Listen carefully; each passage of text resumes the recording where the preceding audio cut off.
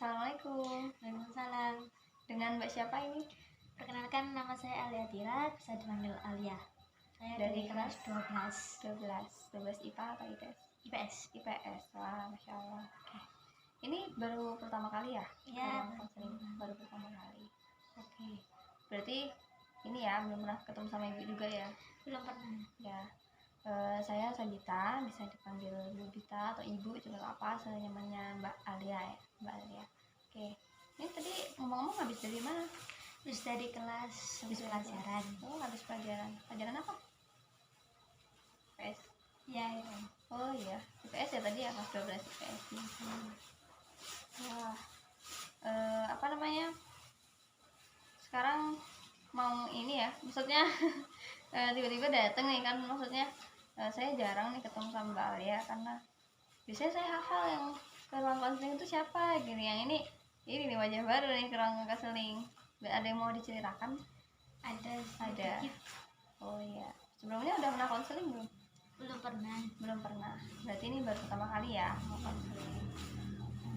Oke, karena masih baru pertama kali, saya bakal menjelaskan dulu ya bagaimana konseling itu gitu, layanan konseling itu seperti apa sih gitu. Nah, jadi konseling ini adalah suatu layanan yang diselenggarakannya di sekolah gitu ya. Nah, itu adalah suatu bantuan yang diberikan dari konselor atau guru BK kepada konseling atau siswa, di mana nanti konselor itu akan ibu gitu ya, akan membantu menemukan solusi untuk menyelesaikan masalahnya yang dimiliki sama Mbak Alia. Mbak Alia cerita apa, ada masalah, nah, ibu akan bantu menyelesaikan masalah itu gitu ya. Nah, dan Mbak Alia nggak perlu khawatir gitu, tenang aja gitu, karena ketika Mbak Alia sudah ada di dalam ruangan konseling ini, di dalam sesi konseling, maka akan ada akses kerahasiaan, di mana nanti cerita yang disampaikan sama Mbak Alia itu akan disimpan dengan baik sama ibu dan tidak akan disebarkan kepada guru siapapun, dan tidak akan menjadi bahan cerita gitu kepada di luar, jadi akan disimpan gitu. Jadi Mbak Alia bisa cerita dengan tenang gitu ya. Nah, nanti kita akan mencari bagaimana ya gitu, ketika setelah Mbak Alia cerita, terus gimana nih caranya biar bisa menyelesaikan masalah yang dimiliki sama Mbak Alia gitu ya. Oke, dari sini Mbak Alia sudah paham konseling itu seperti apa? Oke, kalau misalkan sudah paham, sudah siap untuk melakukan sesi konseling? Insyaallah, siap. Oke, kalau gitu sekarang Mbak Alia boleh nih. Nah, tadi karena emang udah keburu-buru ke sini ya, kayaknya ada hal urgent gitu yang mau diceritakan sama Mbak Alia. Nah, sebenarnya Mbak Alia mau cerita apa nih ke ibu? Itu sih Bu, terkait saya itu trauma banget punya teman dekat gitu. Oh, Mbak Alia merasa trauma punya teman dekat. Nah, sebenarnya emangnya kenapa punya teman dekat? Soalnya udah berkali-kali gitu mencoba, tetapi tetap saja gagal untuk berteman dengan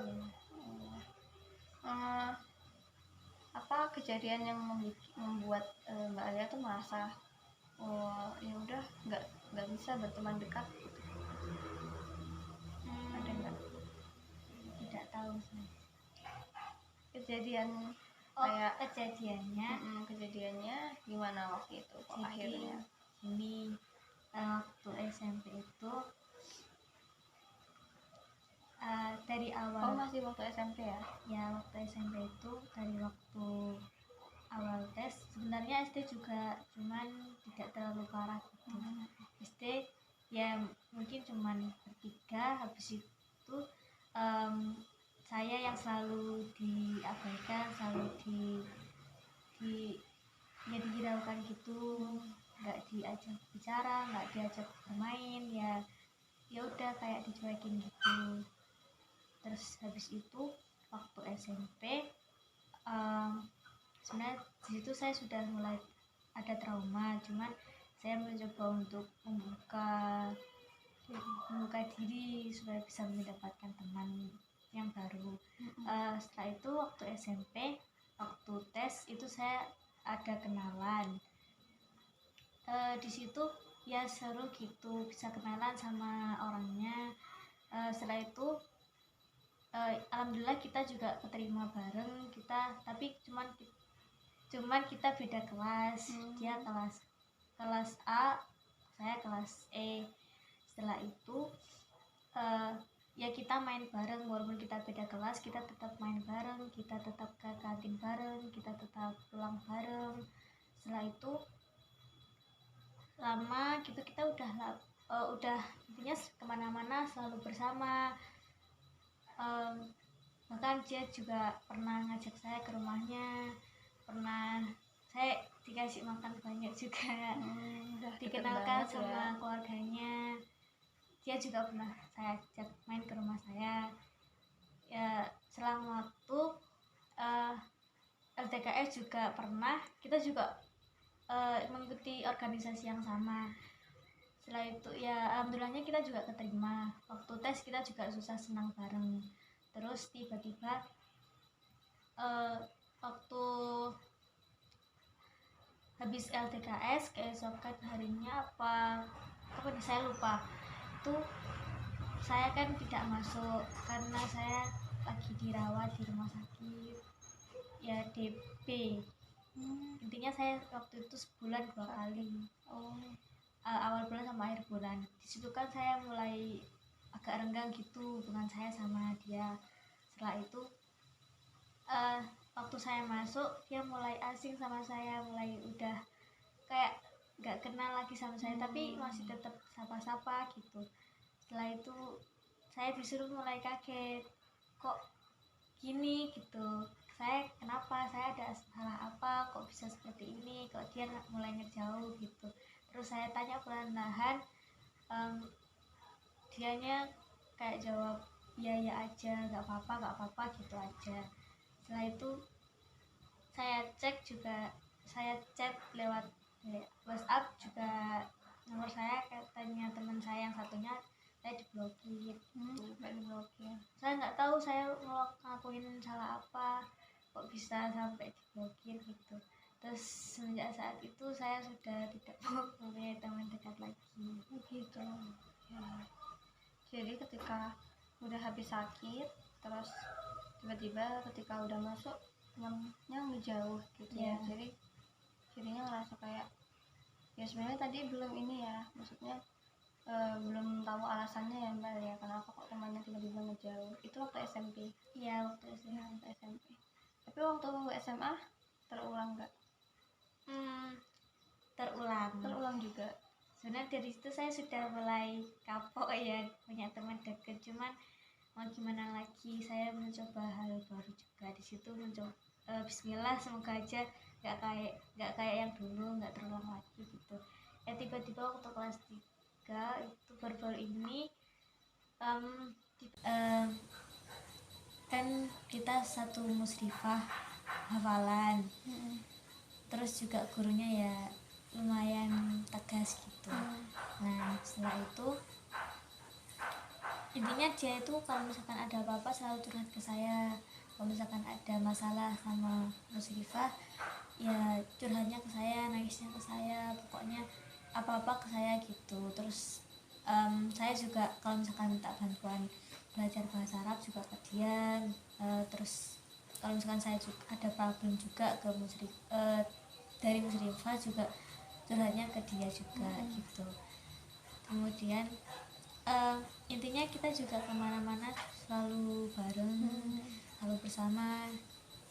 Kita kayak udah ibaratnya kita kayak udah jadi upin-ipinnya pihak sana lah, pihak pondok gitu. Intinya kita udah terkenal berdua banget, ke lapangan berdua, main berdua gitu. Bahkan kita pernah dimarahin gara-gara masuk asrama telat kan, karena waktu itu sore-sore kan jam kos ya, nggak ada gurunya, soalnya gurunya ada kepentingan di luar gitu, jadi kitanya jam kos gitu.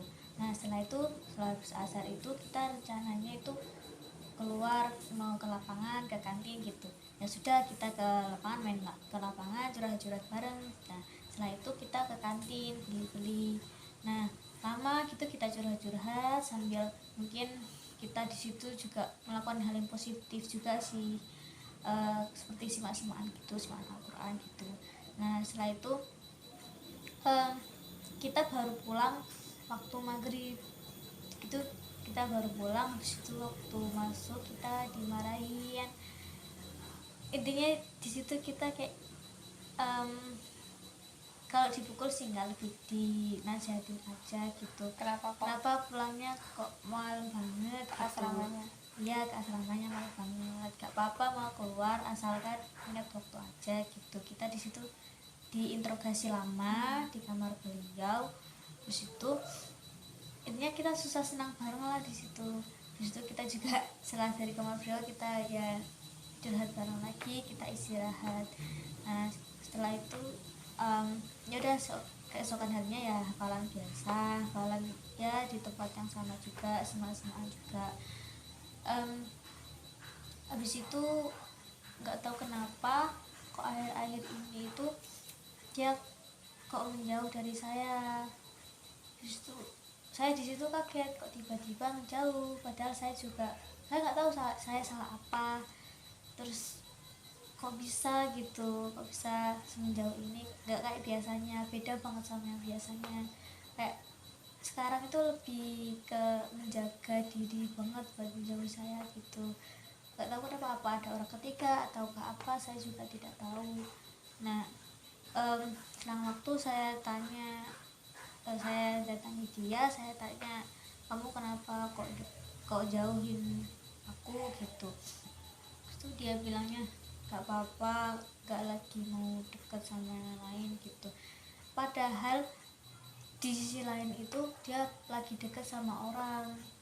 Saya tahu dia deket sama siapa, cuman dia ngomongnya lagi gak deket sama siapa-siapa. Disitu saya kaget, kok gak jujur sih. Kan gak apa-apa kalau misalkan jujur, gak apa-apa kalau misalkan dia itu lebih baik ya. gak apa kalau misalkan dia ngomong sejujur-jujurnya aja, mau apa bosan sama aku, apa aku ada salah apa yang bikin dia jauh dari aku. Nah semenjak itu saya ya udah berusaha buat menjauh. Habis itu saya waktu itu pernah saya chat juga nggak dibales juga lama sih, bukan nggak diblokir juga, nggak tahu kenapa. Terus itu habis liburan itu saya tanya, kamu kenapa, kalau kamu kenapa sama aku ada salah apa? Nggak apa-apa gitu. Ya udah, habis itu saya dijauhin. Ya saya itu saya makin trauma punya teman deket lagi. Oh gitu ya. Nah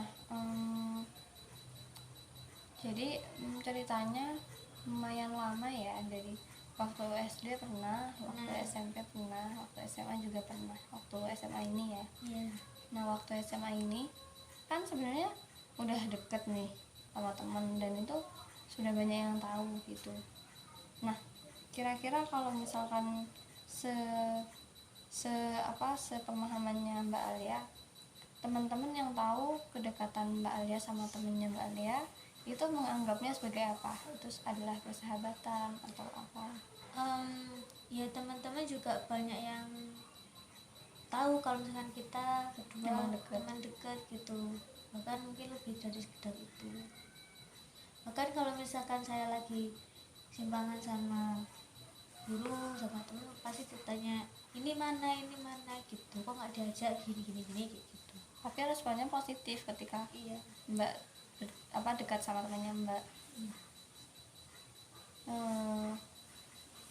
Apakah ketika Mbak dekat sama temannya Mbak itu ada gitu temennya yang nggak suka atau gimana? Kalau itu saya kurang tahu ya, mungkin ada, cuman saya yang berusaha buat positive thinking gitu ya. Jadi ya udah nggak masalah, yang penting nggak bikin salah gitu ya.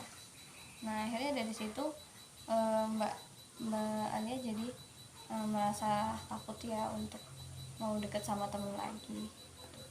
Tapi kalau menurut Mbak Alia nih, kalau misalkan Mbak Alia nggak punya temen deket gitu ya, temenan biasa-biasa aja sama teman-teman gitu, kalau menurut Mbak Alia gimana? sebenarnya tidak apa-apa sih kalau misalkan temenannya biasa-biasa aja, cuman saya pengen banget sebenarnya punya teman dekat gitu, soalnya biar bisa bantu support gitu, bantu mendukung karir saya gitu, mendukung saya lebih gitu, kayak bergantinya orang tua ketika saya jauh dari orang tua gitu aja. Oh iya ya, jadi Mbak Alia merasa sebenarnya itu bukan suatu hal yang sangat penting, tapi itu juga suatu hal yang penting ya untuk Mbak Alia, karena ya sebagai support systemnya Mbak Alia ya, karena memang kecenderungan manusia itu mendapatkan dukungan gitu, mendapatkan kepedulian gitu dari sesama manusia gitu ya. Saya memahami apa yang dirasakan sama Mbak Alia. Nah, kalau misalkan kira-kira dari apa yang Mbak Alia ceritakan barusan, kalau Mbak Alia gimana? Pernah nggak punya suatu keputusan kayak lebih baik apa ya yang ingin aku lakukan saat ini gitu? Masih belum ada sih. Masih belum, masih Ya. merasa kayak takut, Ya, khawatir masih atau takut, masih ya gitu. masih takut ya. Mungkin ada hal yang perlu diubah ya di Mbak Alia mungkin. Sebenarnya memang kadang ya itu bukan suatu hal yang pasti, tapi keseringan terjadi gitu ya Mbak. Kalau kita udah terlalu dekat sama orang, malah bisa jadi malah tiba-tiba menjauh gitu kan. Nah, tapi sebenarnya juga nggak masalah ketika kita dekat sama teman dekat yang akhirnya apa yang kita dapatkan gitu ya dari berteman dekat itu hal-hal yang positif gitu, misalkan sama-sama saling mendukung dari belajarnya, saling mendukung dari tadi menghafal ya, simak-simaan gitu, banyak hal-hal yang akhirnya semakin menumbuhkan hal-hal positif dalam diri kita gitu, itu suatu hal yang bagus gitu. Nah, kalau misalkan apalagi Mbak Alia kan ini ya merasa kalau kita nggak punya teman dekat tuh nggak enak ya, kayak ya enaknya punya teman dekat gitu ya. Kalau saran saya memang belum tentu sih kita itu akan selamanya bersama, dan belum tentu juga setiap pertemanan itu akan selalu berakhir seperti itu gitu ya Mbak. Jadi Mbak Alia harapannya tuh ngerasa nggak ngerasa khawatir ketika Mbak Alia menjalin pertemanan dekat lagi dengan teman-teman, karena bisa jadi kemarin jadi ngejauh karena memang bukan teman yang tepat. Bisa jadi setelah ini ada teman yang tepat yang bisa dijadikan teman baiknya Mbak Alia gitu, dan di sana bisa saling support gitu. Gimana Mbak Alia? Bisa nggak untuk mencoba cari atau mau berteman dekat lagi dengan Ya Allah, saya mau ya, mencobanya. meskipun itu proses yang lama nggak apa-apa Tidak. ya, nggak apa-apa. Oke, kalau gitu mungkin Mbak Alia nggak perlu terlalu tergesa-gesa, nggak perlu ini, yang penting apa kegiatan yang dilakukan sama Mbak Alia itu berjalan lancar. Nanti seiring waktu ketika udah ada proses, nanti pasti lama-lama ya bakalan deket lagi sama temen gitu, dan harapannya Mbak Alia bisa menghilangkan persepsi pasti nanti bakal dijauhin lagi gitu, karena belum tentu gitu kan. Nah, dari sini kira-kira dari apa yang disampaikan sama Mbak Alia dan apa yang kita bahas tadi, apa yang dirasakan sama Mbak Alia? Jauh ini Amina lebih tenang, lebih senang juga sih, karena bisa mengungkapkan isi hati juga. Ya, agak-agak ya. Oke, baik kalau gitu mungkin karena ini waktu istirahatnya udah mau habis juga ya, kita cukupkan dulu sesi konseling kita sampai sini ya. Nah, nanti pekan depan kita bisa ini janjian lagi untuk bercerita lagi, bertemu lagi di ruang konseling bersama ibu ya. Kalau dari Mbak Alia kira-kira mau pekan depan kita bakalan ketemu lagi, bisa di hari apa? Kayak hari ini aja. Kayak hari ini sama ya, nanti waktu istirahat langsung ke ruangannya ibu aja Ya.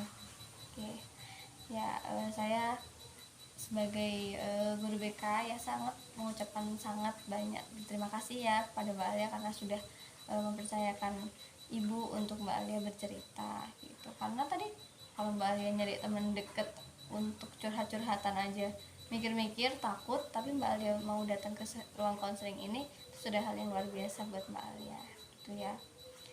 Jadi saya berterima kasih banyak karena Mbak Alia mau melakukan sesi konseling di sini.